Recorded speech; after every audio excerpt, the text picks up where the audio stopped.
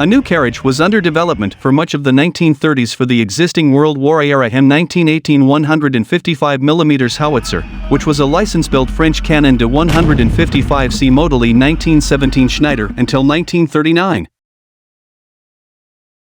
When it was realized that it did not seem logical to put a new carriage underneath an obsolete howitzer.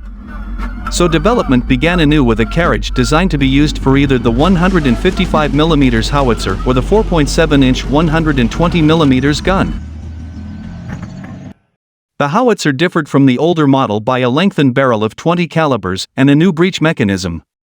Uniquely, it was the sole slowcone interrupted screw mechanism to enter U.S. service after 1920. This meant that two separate movements were necessary to open the breech, versus the single movement of the steep cone mechanism that simultaneously rotated and withdrew the breech. The M1A1 was redesignated as the M114A1 in 1962. The howitzer was experimentally mounted on a lengthened chassis of the M5 light tank. The resulting vehicle received the designation 155mm howitzer motor carriage T64. The carriage was also used by the 4.5-inch gun M1. It went through a number of minor changes over time. The original Warner electric brakes were replaced by Westinghouse air brakes on the M1A1. Both the M1 and M1A1 carriages used a mid-axle firing pedestal that was extended by a ratchet mechanism.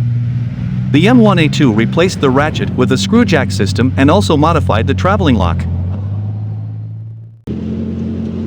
The M1A1E1 carriage was intended for use in jungle and muddy terrain and replaced the wheels of the M1A1 with a freewheeling track suspension, but the project was terminated after VJ Day without having reached production. The T9 and T10 carriages were projects using low-grade steel alloys that were cancelled when no longer needed. The T16 was a lightweight carriage using high-grade steel that was estimated to save some 540 kilograms. A single prototype was built before the T64 project was abandoned in favor of T64E1, based on the M24 Chaffee light tank chassis. This was eventually adopted as the M41 howitzer motor carriage and saw action in the Korean War.